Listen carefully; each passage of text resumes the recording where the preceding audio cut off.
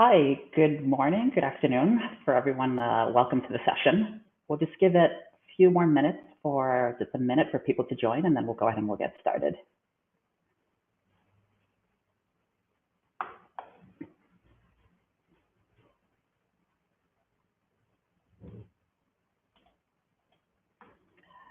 Great. Let me just give a little bit of introduction to myself, and I'll also kind of walk through how kind of my back journey kind of helped inform the session that we wanted to walk through today. So my name is Elliot Polanco. I'm currently the president of a startup called Flurry, and a lot of what we're doing is we're focused on how do we help enterprises take advantage of data sharing and collaboration at scale using knowledge graphs, semantics, and zero trust security architectures. But prior to joining Flurry, I used to run analytics at very large organizations. So I was global head of analytics at HSBC.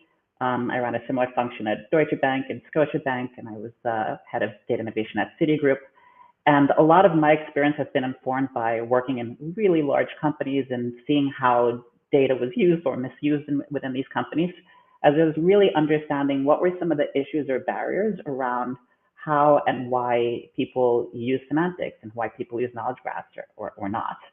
And that really has kind of informed the material that I wanted to walk through today. So as we know, in large enterprises, most data is not being consumed via knowledge graphs, right? And the real theme or kind of the subtext behind this presentation is to try to get a sense for how do we make knowledge graphs and the conversion of data into triple forms and RDF, how do we make this mainstream within large corporations? We're going to talk a little bit about some of the mindset and some of the culture.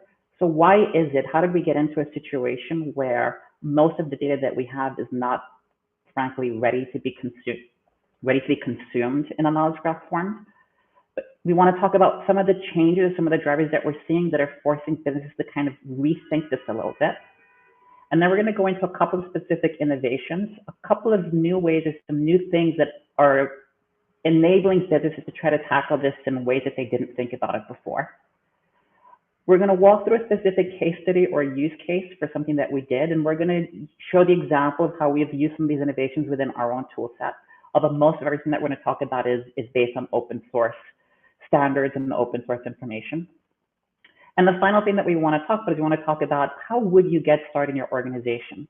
As I've been having lots of conversations with chief information officers and chief data officers in other large enterprises, we're starting to see some patterns on how people are adopting this, why people are adopting this, and so I just wanted to share some of that information, that feedback. There's a lot of concepts that we're going to be talking about within this talk. Our idea or theme is to be a little bit wide, cast kind of a wide net, a little bit shallow, so we're not going to get too deep on the concepts. The idea is to just introduce the subject very broadly, touch on a lot of these different concepts and ideas, and then hopefully give you enough information so that you can think through how you can take this to the next level based on what your interest is. Okay. And then the other thing that we'll share with you before I jump in and get started in the material is think about this as kind of two different tracks. There's one element of this, which is a discussion around the business, right? So what is the corporate culture? What are the business drivers behind adoption or lack of adoption of knowledge graph? And what are some of the barriers that are holding the business back? And it's mostly focused on kind of a what and a why conversation. And then we'll also have a couple of sections here that are a little bit more technical that are focused on the how, right? So it's like once we get an understanding of what's driving the behavior, how do we kind of break through the barrier? So let's start first with section number 1. And in section number 1, we just want to frame the problem statement or frame the challenge. If I was to kind of draw one picture that helps describe what is the exam question that we're trying to answer in this talk, it's this specific slide. Okay? So this page that we're looking at here is a kind of generic data architecture pattern for what you'll see in most really large organizations.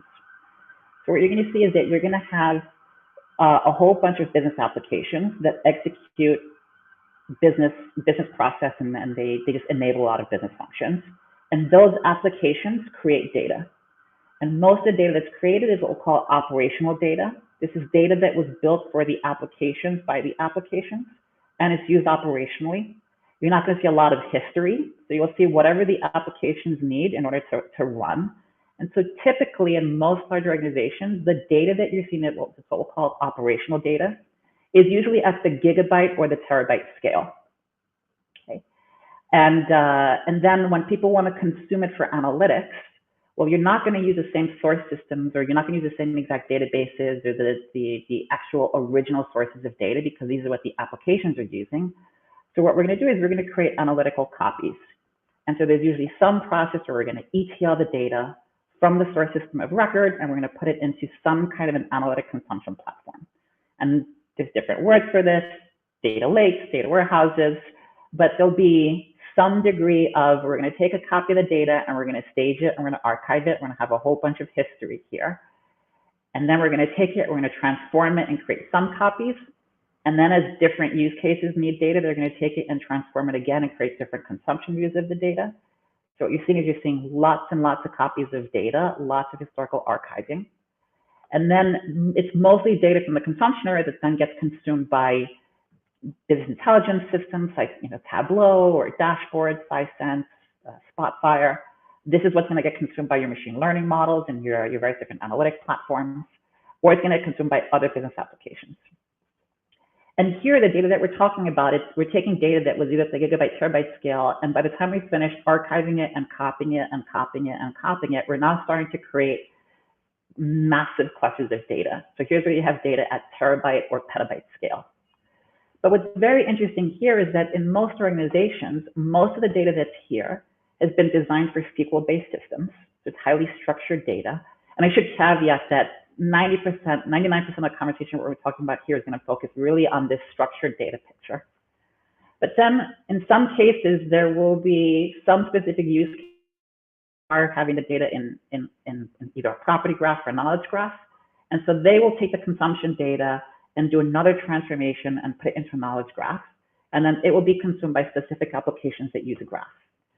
And the idea here is that the volume of data relative to the entire data ecosystem, it's a rounding error, right? So maybe you'll get kilobytes or megabytes worth of data that's actually being consumed in a knowledge graph, where you have petabytes of data that's in these other legacy data structures. And so this is the question that we're going to try to get our arms around today.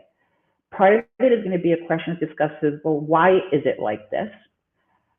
But the more practical question is going to be, but how do I flip the model for a second? How do I get terabytes of data into something that be consumed in graph when this data was never designed to be saved in semantic triples? Okay, and so that's pretty much kind of the crux of what we're going to focus on today, which is, how do I take this picture, and if I wanted to say, I want to scale up my graph database, how do I get all this source system copy data? Like, what do we do, and how do we get it from here into this knowledge graph so that we can basically grow the use cases and grow the application of the graph?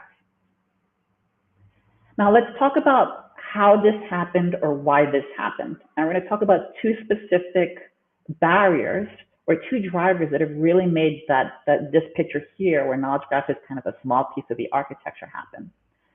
So the first is what we're going to call contextless data proliferation. And if we kind of go back to how data got created, as I mentioned before, most of the data was created for operational purposes only. So we had a business application. That application has its UI, its presentation layer, it has its application layer. And then typically data was the third tier of the application. So what you have is you have the data that was saved in a schema or a structure that was designed to make it easy for the application to operate on the data. Now, whether that data is easy or usable for anybody else was not a consideration at the time when the data was created. So what this means is, if I have an application and the application thought that I should take information about a transaction or a trade or an order, I need to chop it up into 60 different tables so that the application can do some quick lookups and run really quickly. Great. We normalize the data set and we made the data really easy for the application to consume it at the benefit for itself, but at the pain for everyone else who needed to consume this data. All the semantics around the data was really saved inside the application layer. So if you try to look at the data structures inside the database underneath, if you did not understand the application, what the application did, that data is going to be highly inscrutable to you. So what happened, in order to make the data consumable for machine learning models and for data scientists and for business analysts to build reports, we took the data and we started to do some transformations on it. So typically we did an ETL process, right? We did an extract, transform, load. We took the data and we put it in some kind of staging or archival place. And when we did that, we created a physical copy of the original data, but in a different form from the original data. So let's say the data here was in a database table. When I extracted it, I could have extracted it as a CSV or some kind of delimited text file. And when I did this, I lost all of the context of what that data meant because that data is no longer sitting resident with the application logic. So now I have a bunch of contextless data sitting in these archiving in this warehouse. And then in order for me to actually use it, I would then need to talk to the people who understand what this data actually meant, and I'll start creating other transformations. And then what I will do is I will create a copy of this data in some format that makes it easy for me to consume. However, there are lots of different use cases. There are lots of different consumers of data inside these large corporations. And so what tended to happen is that each user would create their own specific schema or their own context of the data. And therefore, I could take the same data and copy it 20 times and save it in 20 different schemas because it had 20 different use cases with different needs and purposes and definitions of the data. So you went from this kind of like interesting challenge where I've got a bunch of source data where the data by itself is meaningless if it's not understood within the context of the application. And then by the time I start transforming the data, I will have all kinds of different intended semantic context around how the data is intended to be used. And so we're kind of going from like famine to feast. But this has made it really challenging to kind of use this data at scale because either I have data where I have no semantics or I have too many different semantics because each different use case consumer is creating the data for whatever purpose that they need. And just to kind of illustrate the challenge, this is kind of a classic data table from an ERP system. In this case, I'm pulling data here from a system like SAP. So this contains some kind of product manufacturing process.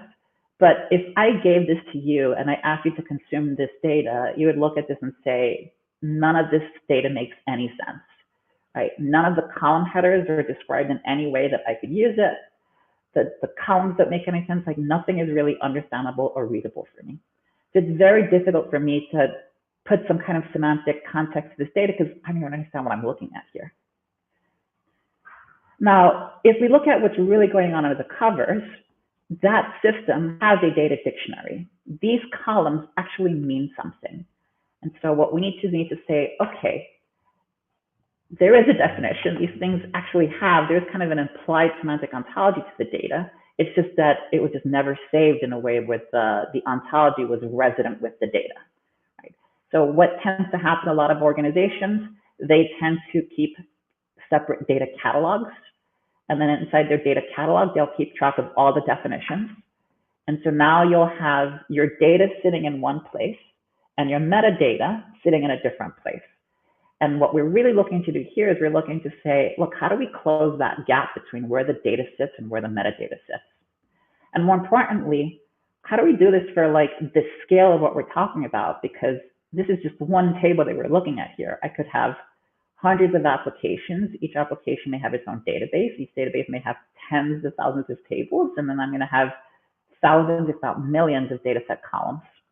So that's kind of, again, just describing the order of magnitude of one of the challenges of why it's been so difficult to deal with this data in semantics and a knowledge graph, because the data was never created to be used that way. And the data that currently exists is not co-resident with any kind of semantic information in it.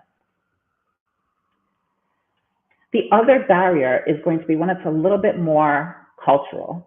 And the reality is that most organizations have grown up in what I'll call a relational world. And the terms and the ideas and the concept and the syntax for how they deal with this world is very different from a semantic world. I myself have, 20 plus years working in relational world. I'm relatively new myself into semantic world.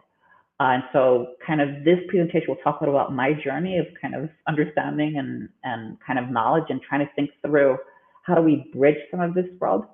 But the reality is that in the relational world, things like tables and columns and rows and joins and schemas, that means something, right? And when we start talking about, well, actually, you don't have to do joins anymore. And there are no such thing as tables and columns. You just have classes and properties, and everything has a many-to-many relationship. Those ideas are very foreign to people in the relational world. And unfortunately, in most large enterprises, the number of people that can navigate both relational world and semantic world, you can kind of count them on one hand, right? It's a very small percentage of the population. And so because a lot of companies have grown up with like 30-year, 40-year investments in mainframes and relational databases and now NoSQL databases, we're going to have to figure out if we're going to be able to adopt knowledge graph at scale, we're going to have to try to figure out how do we bridge these worlds of relational and semantic, and how to make it easier for people who've lived in this world of relational to start understanding these concepts, kind of like glide path them into semantic world. So what's the net result, or what's the net impact of those two specific barriers? Well, what happens is that you wind up using graph only for specific use cases where you can answer questions in a graph that you simply couldn't do any other way. And so in that sense, I was kind of showing an example here of a customer risk analysis, right? So this is an analysis that's pretty common in banking, where you're looking at payment flows and you're looking at who's sending money to who. And if there's one bad actor in the network, can we identify how many hops are you away from a bad guy? And look at that to create a new way of measuring risk. In this case, this is measuring network risk by saying, based on the volume of transactions that I have between a known bad actor and other actors in my network, I can help determine how risky it is to do business with you. Okay? This kind of a question would be extremely difficult to answer in SQL, right? Or it would be pretty tough to answer it using, like, you'd have to write some, different Python scripts or something in order to do this. But this is something that's very easy and natural in a property graph or a knowledge graph. And so you'll see that for specific use cases like this, and we're given, so this is an example of payment flow surveillance, but if you're doing any kind of like supply chain analytics, sales contract relationships, there are a couple of use cases that very naturally gravitate to graph. But what you'll see is that people will be willing to make the investment and take the pain of porting structured SQL and relational data into semantic and knowledge graph data, because there's a specific set of questions that they know you can only answer that way, right? But for the other 95% of the use cases that you can answer in SQL, it hasn't been really worth the pain or the effort to try to learn all these concepts and learn all these ideas to answer these questions.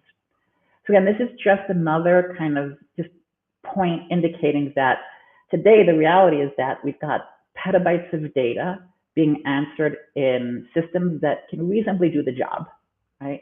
And that the reality is that unless there's a question that I can't answer in SQL, I probably have no real business case or return on investment for making the shift of saying, why am I going to port all this data over into knowledge graph?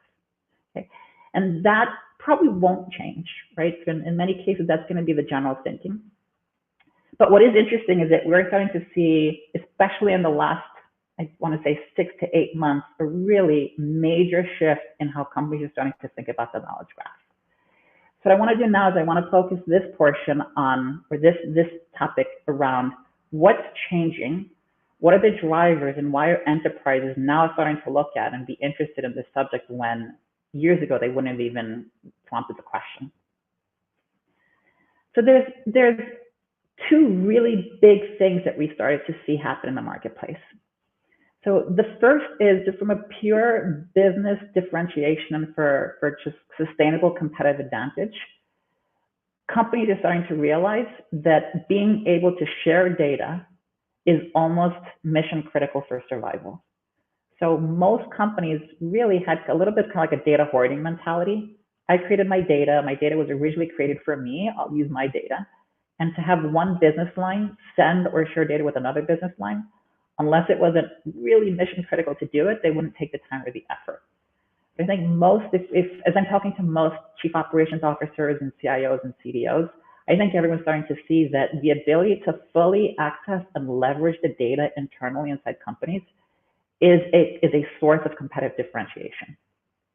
And it's not just between different business units in a company, but it's also where you're starting to see a lot of regulators are demanding that enterprises share data with them, but they're describing specific semantic standards on how they want the data to be sent to them.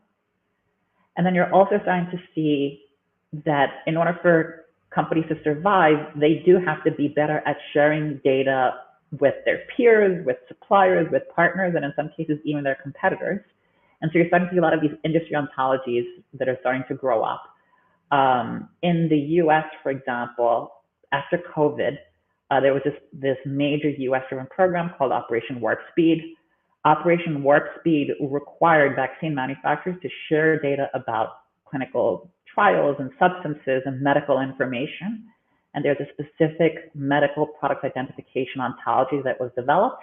And so a lot of companies are really forced to start adopting semantic ontologies just to meet these standards around how do we share data across our, outside of our barrier, outside of our company's four walls. So that's kind of one big culture shift, right? It's just this idea that data is moving from something that was really designed to be for the operational context of the person that created it to something that has extraordinary value outside of its core operational use case. But if I want to share data, I need to understand it. So that's going to drive the need for semantic interoperability. The other major change is that the fastest growing consumer of data is no longer the data scientist or the business analyst. It's AIs, algos, and other machines. So we don't need to talk about how impactful generative AI, like ChatGPT, has really shaken up the business in a way that other AI that we've been talking about for the last 20 years really hasn't. And so I think nowadays more than ever, I think people are open to the idea, and we'll talk about this a little bit more, but people are open to the idea of saying, how do I expose my data to large language models? And large language models, it's all around obviously semantics. And the second major shift is that the single fastest creator of data are devices, right? Sensors, actuators. And so as machines and devices are creating data, machines and devices are consuming data faster than people are. And therefore it becomes imperative to say, look, we've got to be able to describe data in a way that AI, algos, and machines can understand it. And so long story short, the killer use case, the killer app for the knowledge graph is semantic interoperability. It's being able to say, look, even if I could answer the question in SQL, I still have to be able to link or bind the definition of what data means in the platform co-resonant with the data itself. Because if I don't do that, then it's going to be impossible for me to share the data, or it's going to be impossible for me to have machines consume the data. And so in essence, this is now, I think, what we've seen as kind of a big shift inside most large organizations for why they're now open to saying, okay, let's go back, let's start looking at knowledge graphs and semantics and ontologies when before they wouldn't have even, as I mentioned before, they wouldn't even look at the question. Let's kind of break down what's going on a little bit further. So if we look at large language models, today, most of the large language models that we know of in the marketplace, like ChatGPT 4 and ChatGPT 5, and the large language models that are being used by a lot of the major platforms, they're all primarily based on public data. And most of the data that they're using are reading unstructured data, and it's data that's mostly tied to semantic web standards. Right? So it's things that are easy for large language models for the AI to understand it because they're described with very strong semantics behind it. So that's about 98% of the data. There's probably slightly less than 2% of the data that's been loaded inside these large language models that are based on market data. When I say market data, in this case, we're talking about subscription or fee-based data. These are vendors that create and sell or broker data. And a lot of what they're doing is they're now themselves starting to adopt semantics to make it easier for it to get exposed into these LLMs so that they can generate revenues from this. But what we're interested here is that there's very little, a tiny portion of data that's making its way into LLMs. This is just internal data. Now, some of it's obvious, right? If it's internal data, it's not something that most of these kind of platform-based LLMs are going to be able to get access to anyway.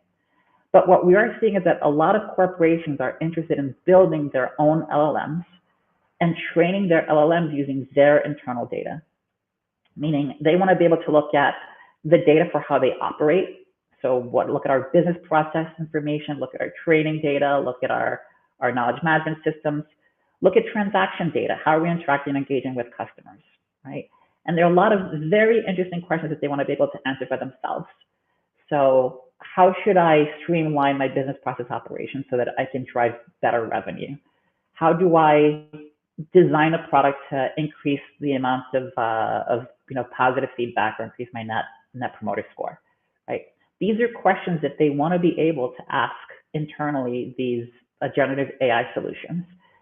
And again, these are questions that wouldn't have even been thought about 6 months ago. But in order to do that, you've got to expose your internal data to large language models. So that is a really big driver for why we're starting to see companies that want to flip that model, where they want to say, look, I've got terabytes of data. They were designed in SQL. I now have kind of the driving platform for saying, look, I've got to get this data into a knowledge graph. The second kind of interesting innovation that we mentioned is this idea of Internet of Things, right? And an Internet of Things, so this is kind of like a sample network architecture for a typical IoT-based ecosystem solution, where you're going to have sensors or devices that are on physical items. And these things are going to be generating all kinds of data. And then all of this data is going to be saved and consumed inside databases, as well as it's going to be mixed and merged with other data, and it's going to be fed into prediction models. And so this is kind of a very common pattern, right? Which is you're going to have a bunch of AI and algos reading data that was created by machines and consumed by machines, and there's very little man in the middle. Now, a lot of these devices are using a specific data format called JSON.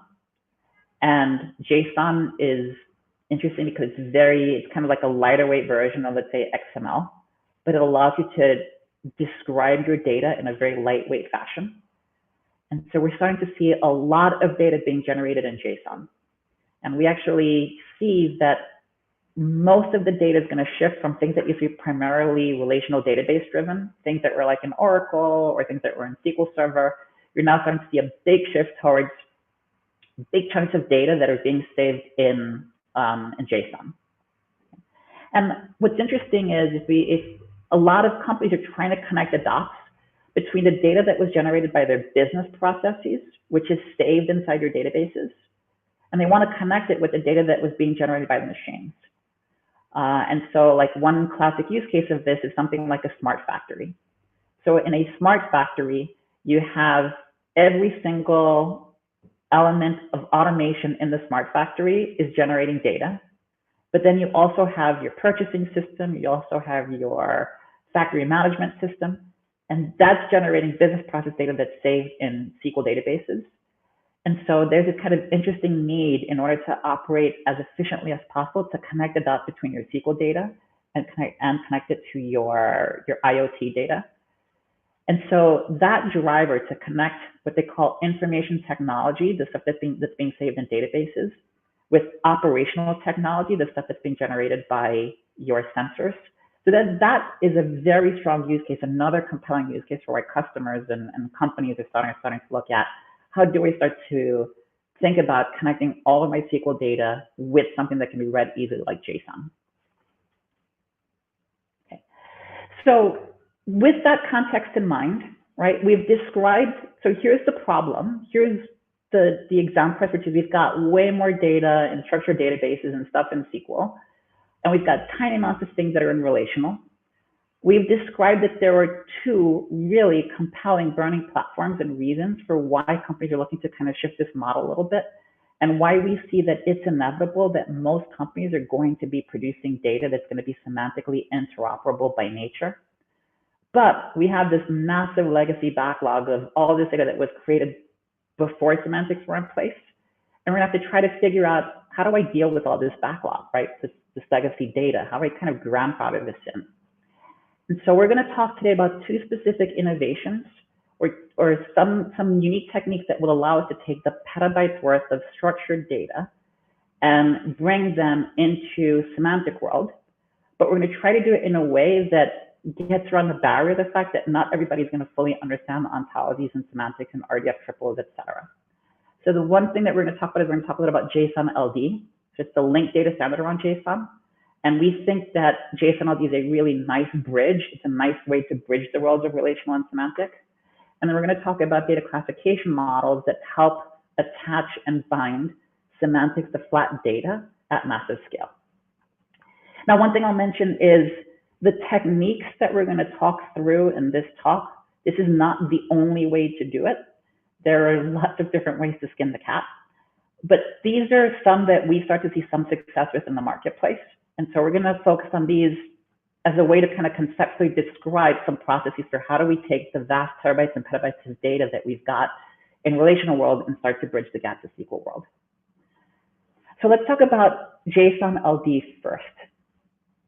And let me just pause for 1 second. I just want to see if there are any questions in the chat. If you do have any questions, please feel free to put them in the chat, and I'll just kind of regularly check in with the chat and make sure that that I'm answering any of your questions as we go along.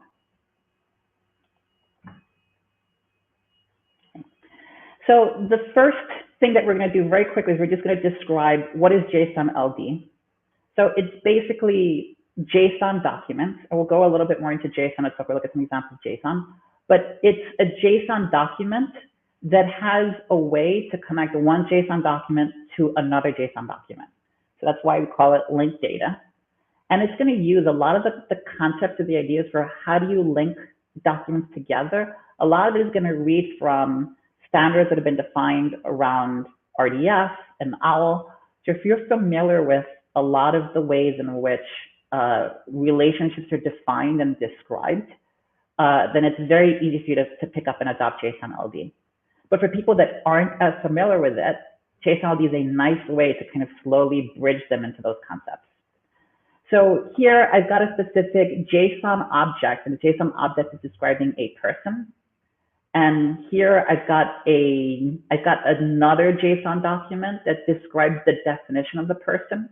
And JSON-LD just says, hey, look, I can link data from two different JSON documents together. Okay? And in this case, the idea here is that this one document here is from a specific ontology, and it's used to describe a vocabulary. And so in essence, we're just saying, okay, take this JSON object and bind or link this JSON object to this vocabulary. And now what I've done is I've now taken data that was saved in JSON, and I've now quickly added semantics on top of it, just by adding this context mapping in the beginning of my JSON document. Okay, so that's going to be kind of just the high-level theme, right? Which is we should be able to use JSON as a nice way to kind of bridge us into RDF land. And the good news about JSON-LD, as I mentioned before, as part of the information of things, most devices are already creating data in JSON. So as I mentioned before, I anticipate that most data will be JSON data as more and more machines create data. We're going to see that there's lots of APIs. So let's say even business systems that create data, if it's hosted by a vendor, if it's like software as a service, something like a Salesforce or ServiceNow, how do they transact data? How do they send their data, and how do you access it? You access it via APIs, and most of the APIs are transacting in JSON. It's very easy for people who have data in CSV to convert it into JSON. It's pretty understandable and easy for people who look at CSV data to understand what it looks like when it's converted into JSON. JSON-LD is a nice bridge from JSON because all we're doing is we're just adding some stuff onto the JSON in order to convert it to JSON-LD. Lots of websites. So most applications or most web content that's really been designed for Google SEO, they use JSON-LD. And that's what's made it very easy for the large language model to just go scan the internet and just read everything. So in short, even though there's lots of different approaches for how to like answer the question, how do I go from all my legacy data to knowledge graphs? The one solution that we're going to look at here is going to use JSON-LD just because it's, like I said, it's a very natural bridge. So let's kind of describe the picture here, and let's look at what's one methodology or process for how we're going to take all my legacy data and start converting it into triple stores. Again, without forcing people to have to understand everything about semantics and ontologies and triples, etc. So if I come back to this picture on my left-hand side here, I've got all my legacy data sources. And as I mentioned before, my legacy data could be data that's stuck in databases, it could be delimited files, or it could be APIs. APIs are naturally, most likely, already saved as JSON. Okay? But what we could do is we could do very simple ETL transformations to take data from databases and structured files and convert them to JSON. So let's start with that and say that getting all of your legacy data into JSON is pretty easy. And that's kind of, we'll call it like the baby step to get things started. Now, here I've got these little kind of yellow circles, and these yellow circles indicate that within these source systems, somewhere, someone has defined what this data means and how it was intended to be used at the source. This could have been, if the data was in XML, it could have been a DTD. It could have been the data definition language inside a database. It could be something in a data catalog. It could be something in a schema, the schema that's saved inside the database. It could be just a file that accompanies the source files when you got the files. So somewhere in this legacy world exists some kind of a definition of what this thing means.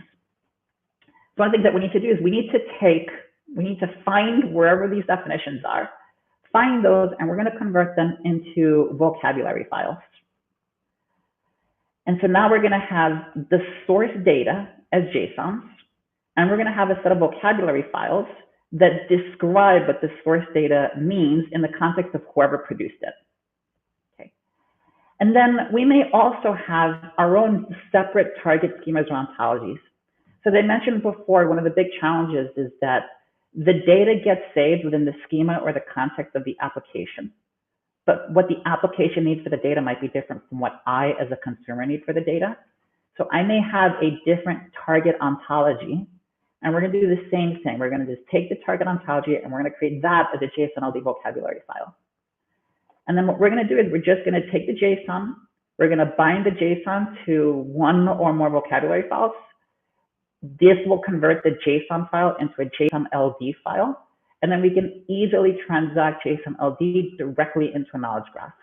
And the process of converting JSON-LD to RDF is very straightforward and very simple. So we'll use this as the high-level conceptual model for how we're going to take all of our legacy data and get it into a knowledge graph. Okay? This is, again, super high level. We're going to kind of walk this through a little bit step by step. But this is the concept, right? The concept is we've got to take legacy data or APIs or IoT data, get it into JSON. We need to get the semantics. We're going to put the semantics in a different type of JSON-LD file called a vocabulary file. And then we're just going to bind and connect. We're going to link the JSONs together by converting this JSON file to a JSON-LD file. And then once I've got all my JSON-LD files, I can transact JSON-LD right into RDF. Okay? So again, high level kind of vision or picture for how we're going to, this is a methodology for how we're going to take over our legacy data and get it into RDF triples. As I mentioned, this is not the only way. You know, in Amazon and AWS, they have kind of structured lens. It allows you to take data in a slightly different way and convert it into RDF. There's lots of different approaches, but this is one that we've seen with some success. So let's go through step by step. And what we're going to do is we're going to kind of go through high-level scenario. This is not going to go super deep. So again, I just want to introduce the idea of the concept and then share information so that if you're interested in kind of taking this kind of one step forward, you can then kind of run through and do deep dives on it. So the first step is we're going to, as I mentioned, we're going to take our CSV or delimited files and we're going to convert them into JSON, and we'll show what that looks like. We're going to get the definitions into a JSON-LD vocabulary file.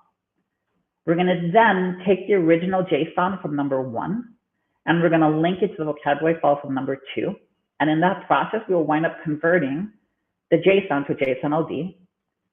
Then we're going to have a different target ontology, which is step number 4. And then we're going to link the vocabularies in another JSON-LD file. And then the final step would have been that we're going to then take all my JSON-LDs and then transact them into a knowledge graph. Okay. So let's start with step number 1. So in step number 1, let's say that I have data inside a couple of different database tables. So in this specific system, this is a system that contains information about legal entities. In one table, I have my master table that contains all of my legal entities. So in this table, I've got a legal entity ID, I've got the name, the address, and some information or some properties about this legal entity. And then I have another table that's a hierarchy table. And this hierarchy table says that this ID has some kind of relationship to this ID, and then it describes the relationship. Okay, so in this case, this is this ID is consolidated into this ID. Okay. And then this is designed the way that the data was normalized. This is designed so that the application can do a bunch of SQL joins, and then you can connect the dots if you wanted to get any kind of parent-child information associated to these companies. Okay. This is kind of classic data in a database table. Now, the first thing is that we're going to convert from CSV to JSON. And so you can see at the top here, this is the CSV information, the way the data is structured for one record. And then this is the corresponding JSON object for that record. It's basically a transposition. Okay. And it's very easy, like people can not natively or naturally understand how this is structured. Obviously, this is just for one record, but if I had multiple records, then each record is going to be bound by the brackets, and I'm just going to have multiple objects. Okay, so each of these represents a separate JSON object, which corresponds to one record from my CSV file. Okay. As I mentioned, this process is really simple and easy. There's usually not a lot of heavy lift for people to either convert the data or for people to understand it. And if I got the data via an API, then the data would have naturally been in this form to begin with. Okay. This is kind of like baby step number 1. And this is the same baby step, but in here we're looking at the information for my second table, which is my relationship table. Okay, it's the same idea. Each record is just going to basically be represented as an object, and I'm just transposing. Instead of reading it as rows and columns, I'm just going to have this key value pairs. Okay, so now we'll go into step number 2. So in step number 2, what we're going to do is we now have to get the definitions, and we need to put it into a JSON-LD vocabulary file. This, if you're familiar with kind of RDF structures, this should be somewhat similar. But let's say in the idea here, I have a table or a document or something, a catalog somewhere that describes what each of the terms from the previous 2 tables meant. So here for that first table, okay, legal name, this is what it represents. LEI, this represents something over here. And so what we're going to do is we're just going to basically save a JSON file with a specific syntax that's going to take this data and just describe the format as this object. So you can see here that we're going to wrap it inside of a graph. In that graph, we're going to have various different definitions. So you can see each term is represented as a different object. And just like any really good resource file as part of RDF, we need to make sure that all of the IDs are resolvable to something that is unique. So here we're gonna like wrap the ID for this inside a specific JSON-LD file. And then we should really, for folks being a little bit sloppy or fast, each of these different IDs should also be uniquely resolvable. So we should have a specific unique ID such that this ID for legal name is only within the context of this specific vocabulary from this schema.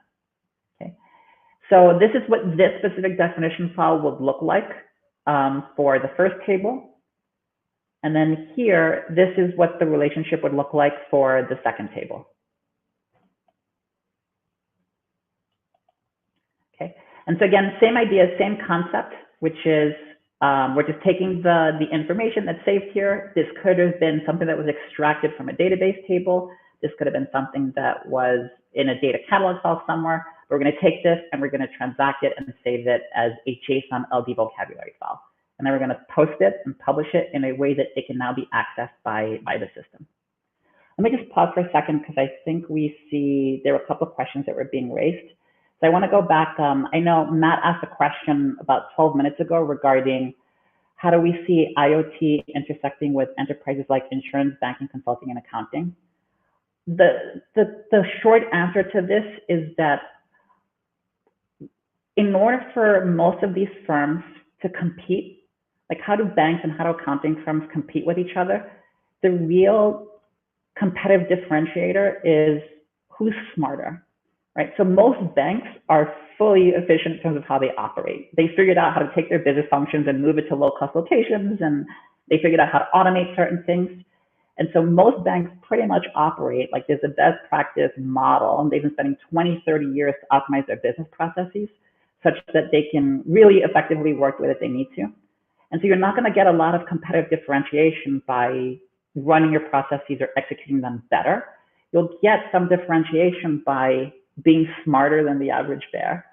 And the only way to be smarter is by having access to more data and mixing it and correlating it and combining it with data sources that you'd have never thought to put together.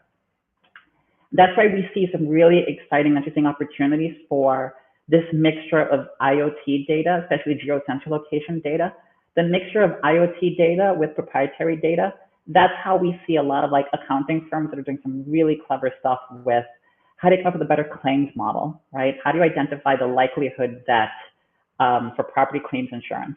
How do we identify exactly what's the appropriate coverage in terms of deductibles and what's my minimum maximum coverage? You're seeing some really clever models being generated because they are mixing together OT data from JSONs and from these devices with IT data from the device different business processes, and they're just finding stuff that they weren't even expecting to find. They're just able to come up with some new and interesting, unique techniques for doing that. So that's kind of the broad answer, Matthew, to the question. It just says, in most firms, the way to compete is to get smarter, and the only way to get smart is by mixing, merging, correlating, combining data sets that you'd have never thought to find to try to find some kind of information asymmetry that allows you to do something with that asymmetric information that you found that you wouldn't normally have been able to do in your business process. Okay. And then Joshua made a comment where I think responding back, so actually Progressive as the insurance company is using a lot of telematics to do this today, right? So you're seeing lots of insurance companies that are being able to say, I can offer you better premiums or discounts by understanding how good a driver you are, by actually reading live the telematics through your machine. So let's come back to the next step. So we created our JSON files. We created our JSON vocabulary files. And now what we need to do is we just need to connect the dots. Okay. So the first thing that we need to do is we need to set the context. And in the context for this specific JSON-LD is we're going to bind this JSON file to this other JSON-LD file. And you can see here that this vocabulary is basically pointing to this vocabulary here where we describe or define what legal name and what LEI means. Okay. That's going to be step one. We're just going to add this here. Step two, we're going to wrap all of the JSON objects underneath a graph. And step three, we're going to create a uniquely resolvable ID. This should be an IRI. Again, for purpose of simplicity, I didn't create an IRI for it, but this should be a uniquely resolved ID that will describe this object. And just by adding those three things to my JSON, I can now save this JSON as a JSON-LD file. Okay, and that's pretty much the process for kind of taking all my transaction data and everything that was saved in JSON, just bind it to my context, make sure that I describe the JSON objects under this graph array, and then just make sure that each object has the uniquely resolvable ID. Okay. And then this is an example of doing the same thing, but we're doing this for my second table. My second table was my relationships table. I created a separate relationship vocabulary, so I'm going to bind this data to that vocabulary. And now I have converted my initial data to JSON-LD. Okay. Now, this is interesting. This is useful because at least what I've done is I have described the data the way the original application created it. Okay? And sometimes that's fine, but sometimes I don't want to use the original application's definitions for things. I want to have a standard definition for things. I want to have my definition for things. So what tends to happen is I need to introduce a different vocabulary. And in this different vocabulary, let's say that I have a couple of different entities. And in my entities, I've got customers, I've got products, accounts, transactions, whatever the things that I care about. And for the thing that I call customer, for that class, I have a couple of properties, right? And just for purpose of making this simple, let's say that two of the properties of the customers is what's their legal name and what's their legal entity ID. Okay? So it would really be useful for me to be able to correlate the data that I was looking at before, but using my vocabulary and not using the original source system's vocabulary. So in step 4, what we're going to do is we're going to say, great, this ontology itself, or this definition, right, should be its own JSON-LD vocabulary file. So what we'll do is we will take same exact properties, right? So I've got customer legal entity ID and the customer name. And we say, great, I'm going to create a new vocabulary for something that I call customers. And I'm going to just output or extract the definition data into its own JSON-LD. And then what I need to do is I need to connect the dots between this vocabulary and the other vocabulary file. And here's where we can start to use some OWL properties. So in this case, I'm going to create a new JSON-LD file. I'm going to start defining a new graph in this JSON-LD file. And what I'm going to do is I'm going to say in the context of this JSON-LD file, I'm going to have two vocabularies. So I'm going to have one vocabulary for the source system application, and I'm going to have a separate vocabulary that's describing the thing that I want to call things myself using my own dialect. Okay? And then I'm just going to point to the various different JSON-LDs. And then we're going to create, in this graph, we're going to say what I called customer legal entity ID in my vocabulary is what the Gleef system called LEI in its vocabulary. And we're going to use the OWL equivalent property just to connect the dots. Okay? And then we're going to say, great, what you call customer legal name, or what I call customer legal name is what you called legal name. Okay? So now I save this JSON-LD. Okay? And when I'm done, I'm going to take all of these JSON-LD files and I'm going to transact them into a knowledge graph. And when I do, I'm going to wind up creating something that looks kind of like this. So here was my original JSON object. Now, when I converted it into a graph, by nature of the fact that I already had edges and nodes that were being described via my hierarchy table, so I should be able to see right off the bat that this ID had some kind of relationship to this ID. And we said that it's directly consolidated. So that was basically describing my edge parameter. And so now we know that these two IDs are related. But then I said this thing called legal name actually means something. And I was able to bind it to a different JSON-LD that said this is what the legal name is. And I also created another relationship that said, well, this legal name is the same thing as customer legal name.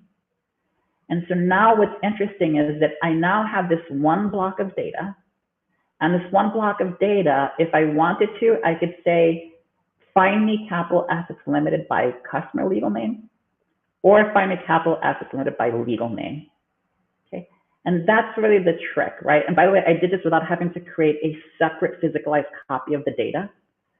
So by having these relationships, now I have my graph use case, right? And when I went back and said, the key killer app for the knowledge graph is semantic interoperability, I have now set my data that was originally in CSV files in such a way that it can now be read by people or machines using one or two completely different vocabularies.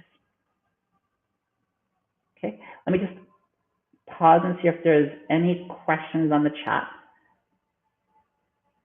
Okay. And if not, then what we'll do is we'll move on into the next section, which talks about how do we scale this. Okay. So there's one problem with this very simple example that I gave, which is Actually, sorry, let me just take a quick recap. So just to quickly recap it. So what we said is JSON-LD is a nice kind of medium happy ground between the relational world and the semantic world, because people fundamentally understand JSON. And so it's easy to introduce the linked data concept and to slowly glide past them into the semantic world, but through concepts they understand in JSON. The other thing is that the scenario that we looked at, which is that you always need to combine one or more vocabularies, is not the exception, that is the rule. Data will always be created, at least for enterprise internal data, it will always be created from some source system that had its own definition. And we will always have to reuse that data in some other semantic context. And so this idea or concept of saying that we're going to be describing data in its original native form, as well as in some other consumption form, as I mentioned, that's the exception, not the rule. Sorry, that's the rule, not the exception. Okay. So the only challenge with this specific problem, with this process is, if we were to do this for real, if I'm doing this for a few tables here and there, it's pretty straightforward and easy. But as mentioned before, in the real world, you're going to have thousands of tables and tens of thousands of columns, and you're going to have millions, if not billions, of rows. I could have not one or two vocabularies, but I could have tens of vocabularies, even hundreds of vocabularies I need to connect.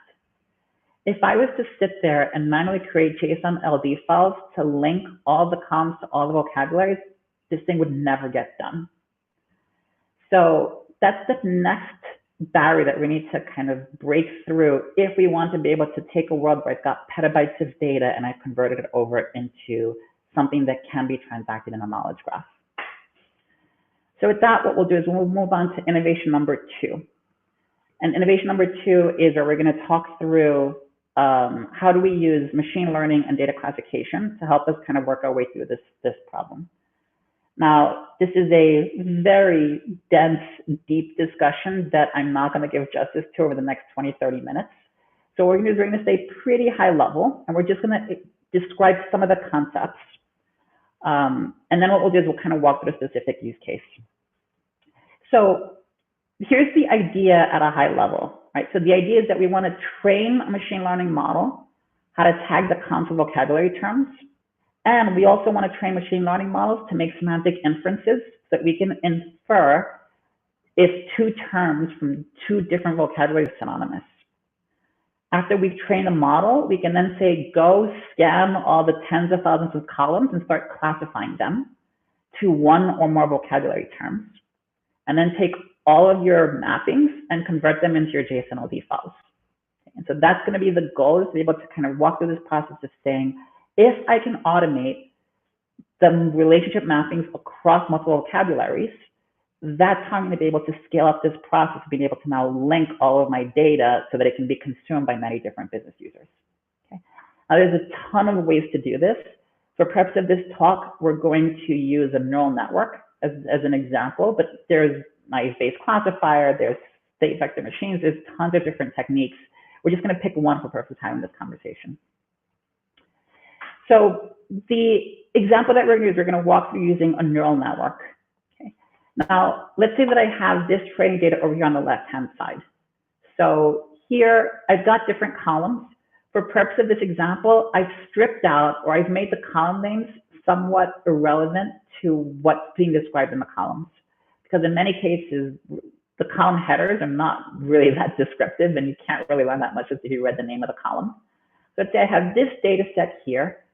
Obviously, we know that it's describing fruits. We can probably infer what these things mean. But let's say that over here on the right-hand side, I have a set of classifiers. So I have an entity called fruit, and I have a set of terms and definitions. I've given each term for my vocabulary an ID. So I can come back and say FR1 is equal to the fruit name. And by the way, column B is associated or linked to FR1. And column C is FR2 and column D is FR3. And then what we would do is we'd say, great, take column C. Column C in this case only has 3 observations or 3 rows, but this could have a million rows. And what we're going to do is we're going to say, great, take column C. You're going to run it through the neural network. In the neural network, we know that it's supposed to be equal to FR2. So the system is going to go through, and I won't spend too much time describing what a neural network does. We're just going to say that it lights up certain neurons as it's working its way from left to right. And as each neuron is doing a set of mathematical transformations and basically indexing or creating or just creating kind of new transformations or transpositions of the data. But long story short, we're going to take the representation of all the observations in column C. We're going to tell you that column C is FR2. It's going to light up certain models or certain neurons in the network. And based on that, it's going to say, great. I should be able to take columns that are similar to this. And if I run into the neural network, it should light up the same neurons and I should end up in FR2. Most of the image classification models or image classification machine ML models, like, when you're clicking on the captchas or the things that say, find bridges or like, where's the motorcycle? They're all running some variation of this pattern, right? I tell you in this image that there is a motorcycle in this picture, and then we basically run into the neural network and we say, just turn on and light up the neurons. And then based on which neurons are activated, I should now be able to create a specific pattern or profile that I can use to now identify anything else if it lights up the same neuron. Now, after I train my model, the next thing that I would do is I would take test data and run it through. So in this case, my test data looks like this. So I have my stock keeping unit, and I've got a vendor, and I've got a product name, status, and certain features. Okay? And let's say that I took this column vendor, and I'm going to now run this column to the neural network.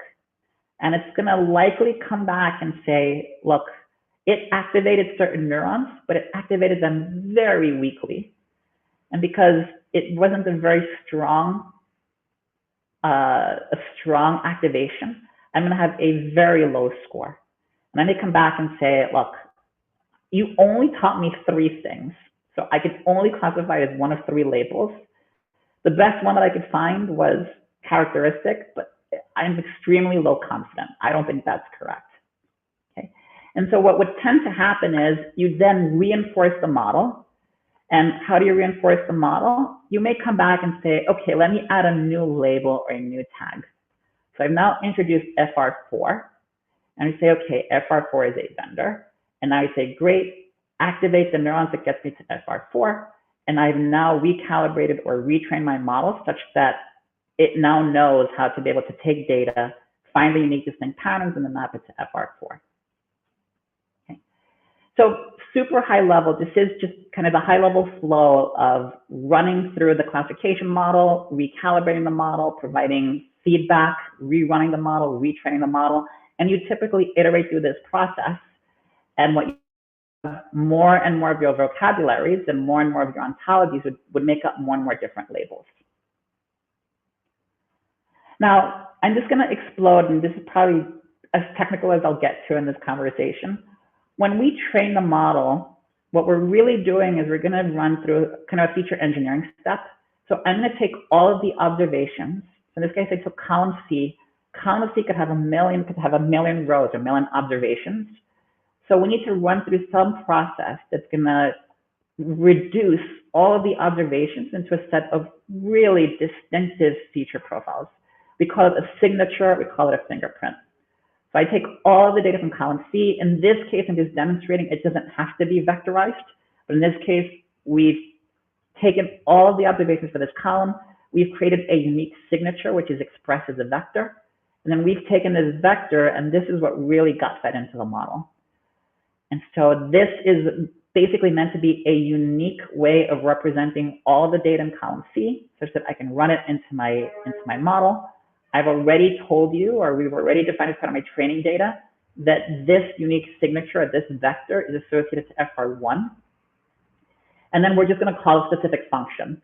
For purposes of this discussion, we were using what they call a multi-layer perceptron classifier, or an LPC classifier. It looks really complicated. It's not. There's just a lot of parameters that you can tune to make the models work better. But there's a lot of information on how to run neural networks. It's a little bit beyond the scope of this specific talk, but in essence, that's what we did. Is I ran through some kind of vectorization or reduction process. I added that to my training data, and then I just called a specific neural network function and I ran it to generate the model. And when we run this for real, what will likely happen is I will take the full table.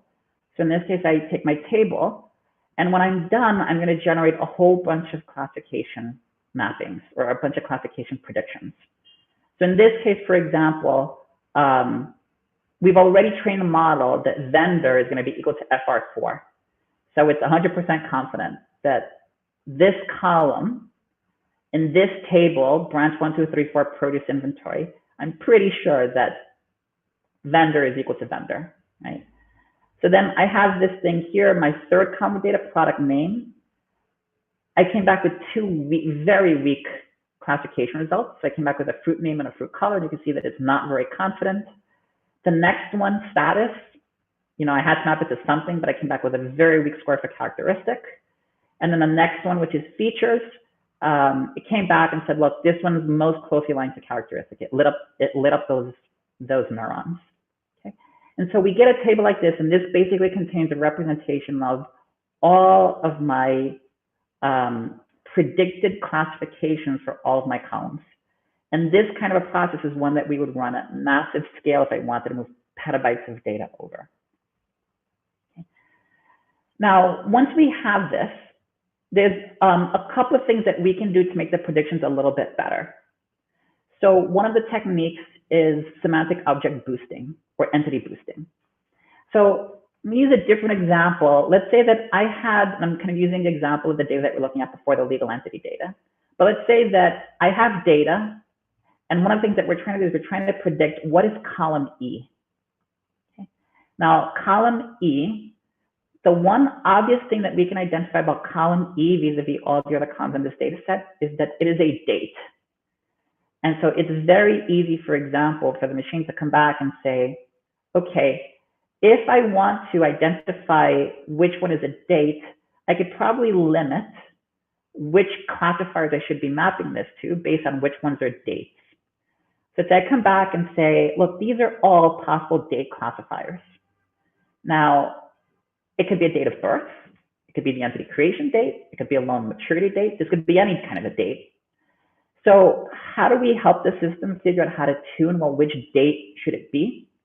Well, if I know what this data is, if I know what entity it is, it would help me narrow down the selection and be a little bit more precise. So because I'm making predictions across every single column, I should be able to learn and discover, I think that this table is more likely describing legal entities more than it's describing persons and describing loans. So given that, I should probably isolate my predictions to legal entity, and therefore I should be able to split my results between, is it more likely to be LE3 or more likely to be LE7? Okay. So these are additional parameters or things that you enhance onto the natural classification model, which is a booster based on being able to look at not just the individual columns, but by looking at the relationships of how this column relates to every other column.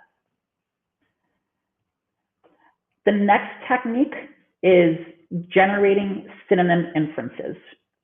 So in this example here, I have this one column, and this one column, we've already mapped it, and we've already trained our system, our classification model, and we've said this column we know is FR2, is a fruit color. Okay. Now, I've taken a completely different separate column from a completely different separate data set, and we're going to run through the same process. And let's say that when I ran it to the machine learning model, it discovered with very high confidence that this is equal to produce color. Now, these fingerprints themselves are very similar. So I could infer, therefore, that if these two things are similar, and we know that this is equal to produce color and this is equal to fruit color, then we should be able to infer that there is a possibility that these two concepts are related. And then same thing, you can reinforce and boost this with feedback to say, look, is fruit color the same as produce color? Right? If we agree, great. We're going to create and establish that relationship. And if we don't, then we would get rid of that. So now this is, again, going to help us generate more relationships, right? And when we're done creating these relationships, One of the key things to make this thing work at scale is we need to get as much feedback as possible. So one of the key themes, and this is more about the implementation of the model, is to crowdsource it, meaning have as many different people participate in the process of training, reinforcing, and boosting the models. And the idea is if you just have 5 people or 10 people, if they individually go through and train 1 to 2 classes of tables, and then if they take 1 hour and validate the model and reinforce it, you will create an exponential amount of knowledge and information that will be used to refine and make the model better. So you do have this kind of force multiplier effect where if 1 person does it, it's a very slow process. If 5 people do it, it's exponentially faster. And then if 100 people do it, it's kind of like a power curve. The amount of observations that can be generated by machine learning models is exponentially higher. And ultimately, this is how we're going to be able to scale this at petabyte level, because we just want to expose more and more people. And it's very simple, like 5-10 minutes to do training and recalibration. So again, this is a really critical part of the scaling process. So let's say that I run through and I've mapped and I've trained the models and I feel really confident about the results of my model. Now all we need to do is just create a very simple programmatic process that says, take your models and just export them out as JSON-LD. So in this case, we said that vendor is equal to vendor and features is highly likely to be characteristic. Vendor was being described from the original schema of this data set, branch 1, 2, 3, 4, produce inventory. But vendor here is being described based on my fruit dictionary. So we're going to create a JSON-LD. We're going to have 2 different vocabularies. I'm going to have my branch 1, 2, 3, 4 vocabulary. And I'm going to have my fruit vocabulary. And then what we do is we're just going to say, great, if it's a high confidence relationship, then just take this and just map them under the OWL equivalent property. So what the fruit vocabulary calls vendor is equivalent to what branch calls vendor, and what fruit calls characteristic is equivalent to what the branch data set is called features. Okay. And now I've taken that whole data set, like branch 1, 2, 3, 4 table, and now I've exposed it in my knowledge, or it's ready to be exposed in the knowledge graph where I can now have 2 vocabularies that can query it and access it. Okay. So just to quickly recap. So here in this context, we're using data classification as a vehicle to try to automate as best as we can the process of mapping columns to classifiers and labels, and identifying relationships between labels from one vocabulary to labels from a different vocabulary. And then once we've created all these potential discovered relationships and mappings, then we just write a program and say, great, export them out as a JSON-LD file, and then transact those into your knowledge graph. Now, what I want to do, and I'm just a little bit sensitive for time, it's about 15 minutes. What I want to do is I want to walk through a specific use case that we did, and I'll kind of run through this relatively quickly. But this is a use case that we did using our software. And in this case, our software has 2 different components.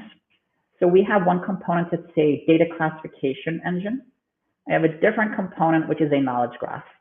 So here, this one component that we call Flurry Sense, we've got this module called Classify, and then Flurry Core is what we call our knowledge graph. Now here, the context is I have all my legacy data sources. So we're going to get all my legacy data. We're going to just basically scan all my legacy data sources, and we're going to scan it, and we're going to save all the metadata inside a table inside Flurry Sense Classify. And then we're also going to save a copy of all the data as JSON-LDs, all the source data as JSON-LDs. Then we're going to take all of the glossaries, and the glossaries could be spreadsheets, catalog files from your enterprise catalog, could be different DTDs or XML DTDs. We're going to take it and we're going to scan it. We're going to save the metadata inside this thing called a data catalog table. We're going to use this to create my target vocabulary JSON-LDs. We're going to load the data and the ontologies into the classification model. We're going to run the model. We're going to generate a set of results. We're going to crowdsource feedback. And we're going to keep iterating through and tuning it. And then when we're ready, we're going to output all the model results into these linking JSON-LDs. And then we're going to take the data source and the original vocabulary JSON-LDs, the target vocabulary JSON-LDs, the linking JSON-LDs, and we're going to transact them all into the knowledge graph. Okay? And we're going to do this, and we're going to kind of walk through how this works in 7 steps. So the first step is where we connect to all of our different legacy data sources. For purposes of this example, this was connecting to pharmaceutical data sources. So we're connecting to third-party market data, we're connecting to substance data, we're connecting to ERP data from SAP. In this case, all the data was already sitting on a data lake. So in this case, we're just connecting to Hadoop. Then what we're going to do is we're going to go through and we're going to scan and profile all of the data tables. When we scan the data, we're going to ultimately wind up creating our vectorized representation, our reduction, using a lot of the features that were pulled out from the data. So I have this specific, column here, and this column has this profile, right?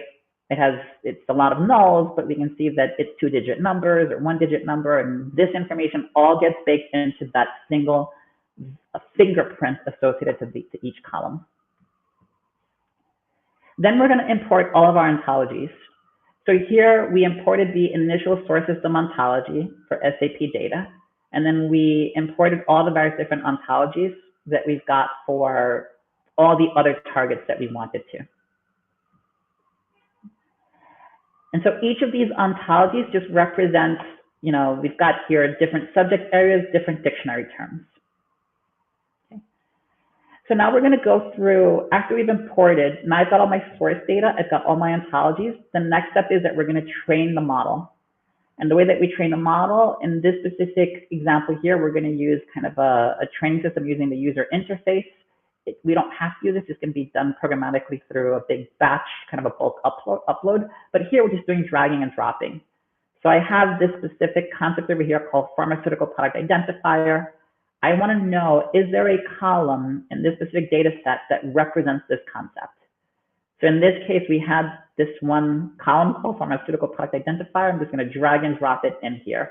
And when I do this, I'm now associating the fingerprint associated to this column to this specific concept.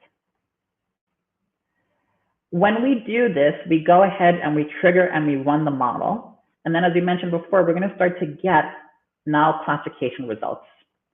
And next to all my classification results, we're going to have the ability to collect feedback. And the feedback could be, I agree or I disagree. Okay, and so you just give thumbs up if you agree and thumbs down if you disagree. If you disagree, in order to reinforce or boost the model, we'll say, okay, if you don't like that definition, is it any one of these other ones? And so we give you a couple of choices. And then if you still don't like it, you can pick anyone from any dictionary that's here. So the idea is that we're going to ask the crowdsourced user to not only say they agree or disagree, but then also go back, boost and reinforce and train the model again. Okay. When we're done, we'll be able to then go back and take a look at how this data, so this is one specific data set, we can now see, look, we've discovered how many different ontologies or different relationships to data can be mapped to this data set. We had the initial schema here, but we also have a couple of other different terms from different vocabularies. Now you can see here that based on these relationships, we should be able to start to connect the dots between these dictionaries. So that's where we also say validate the synonyms that have been discovered. So here, for example, we have a thing called a moiety identifier. And this moiety identifier, is it the same as the approval ID of a substance from this dictionary? And again, SMEs will go in and say, I agree or I disagree. And if they disagree, they can again provide their feedback and say, well, if this is not the case, then what is it? And then once we do that, we can then publish everything up to JSON-LD. Okay, so in this case, what we would do is we'd say, great, these are my different source tables. I know that I'm going to be able to connect them to medicinal products. So I want you to take all this data and I want you to create all the JSON-LDs. The source as a JSON-LD, the SAP data dictionary as a JSON-LD, the medicinal products as a JSON-LD, and then all of these arrows represent different relationships that are going to be expressed as all equivalent properties. And then when we're done, we just take those and then we kind of put them into the knowledge graph. Okay. So again, it doesn't have to be this methodology, but this is just kind of giving a practical use case example of how we've been able to do this in certain firms, but at pretty large scale, right? Not just for 2 tables, but for doing this for hundreds of tables from tens of different databases. Okay.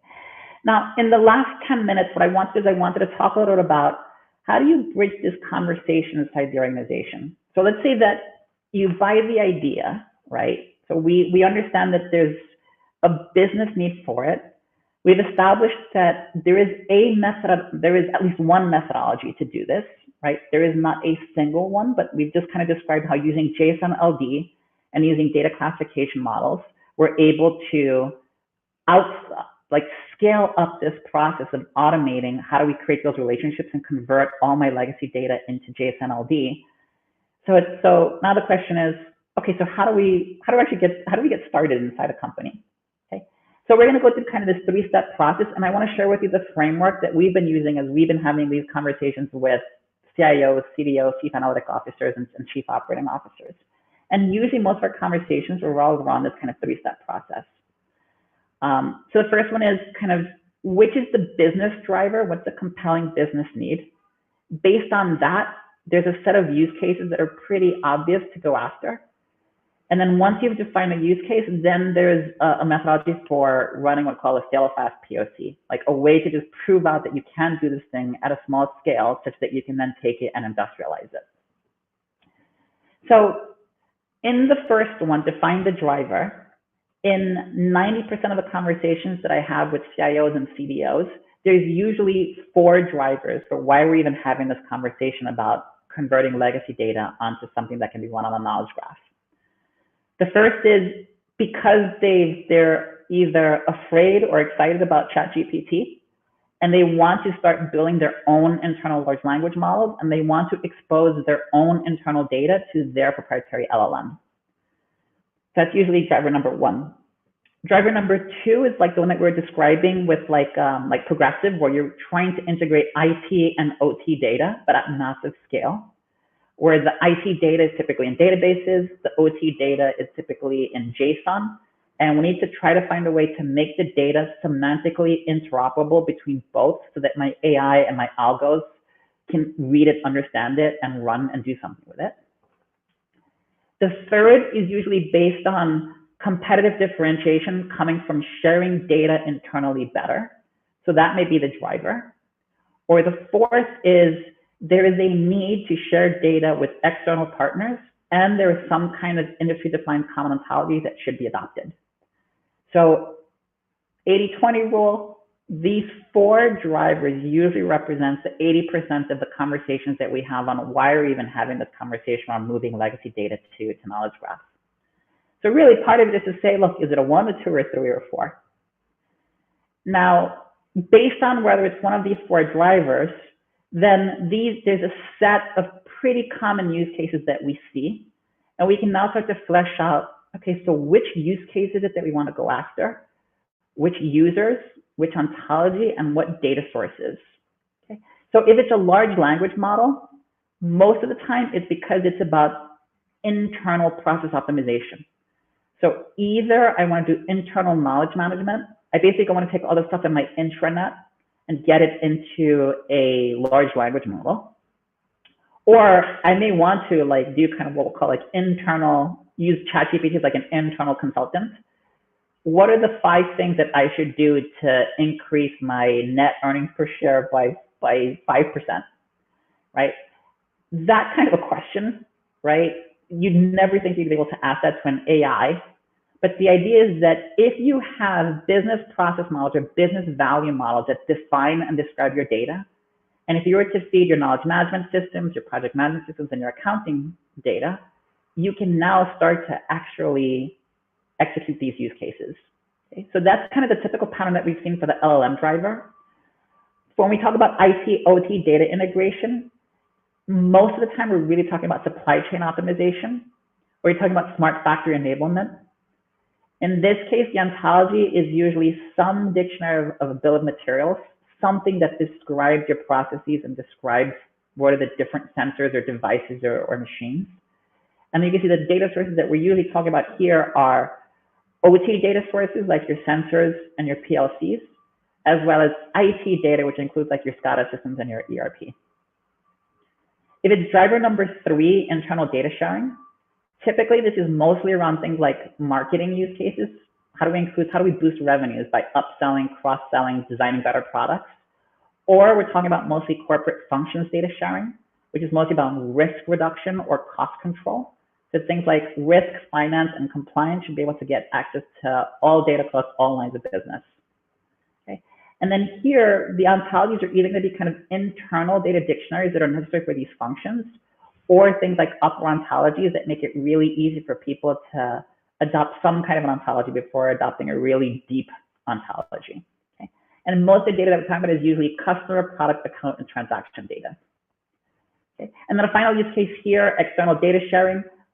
Again, seen mostly when we talk about supply chain optimization, seen a lot when we talk about sharing data across industries. In this case, the ontology is usually an industry standard ontology. And usually we're talking about taking kind of manufacturing or kind of discrete process data and exposing this via some kind of semantics. Okay. So I'd say that we go through and we say, based on these drivers, it's probably going to be one of these use cases. We can already start to identify what type of data sources we should be going after, who are the likely users that are going to be, and what are the likely ontologies. So the third step is to say, great, let's actually do a POC. This is kind of the typical phases and the timings that we've seen as we've done a lot of POCs. So usually the first part, which could take anywhere from 3 to 6 weeks, is we know which data sources, so which ones are we going to pick? How are we going to actually connect the data? Are we going to connect the data directly? Are we going to put this in a data lake? So usually kind of first couple of, maybe like a month and a half is just getting everything stuff around how are we going to expose the data to the models. Usually the next phase, which is running the classification models, after the assumption is that you've built your classification model. But in this case now it's going to take about 4 weeks of training. Typically the first 2 weeks is taking all of the known information that exists and using that to convert it into a method where you can kind of pre-train the models in bulk.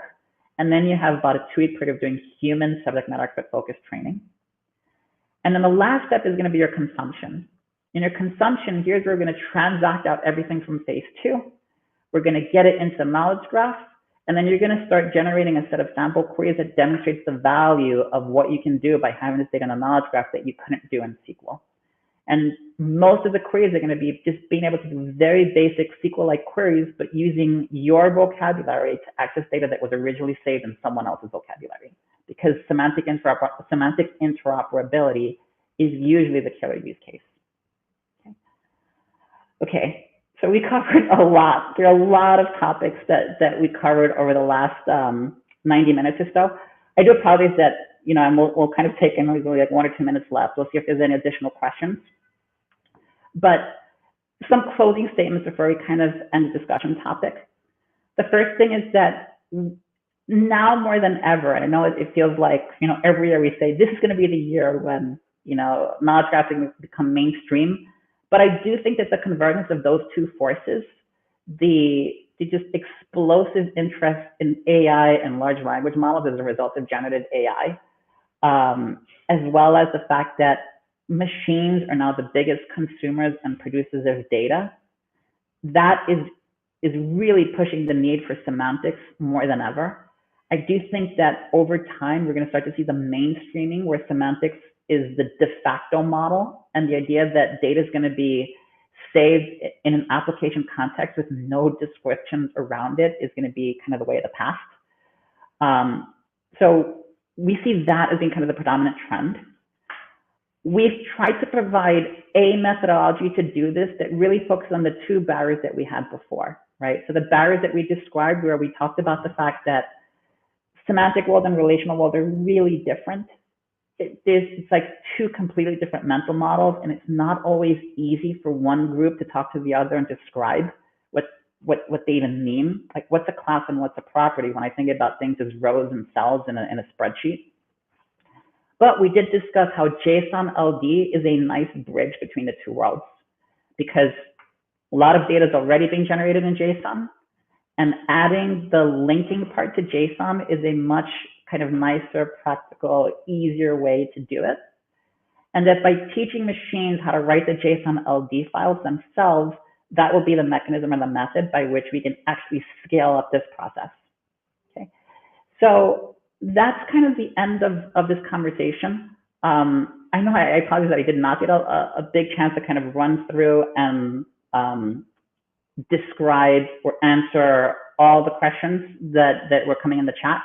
But if there's any additional questions, you can always email me at my email address here. We also do have a virtual booth where I'll be there to answer any additional questions. Okay. So I want to thank you very much for participating, and hopefully you found this conversation interesting.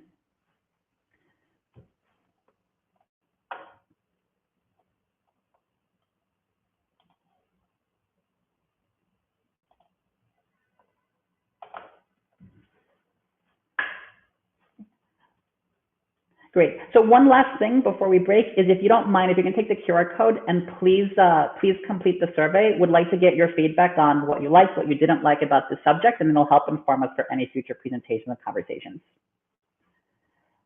Thank you very much, everyone.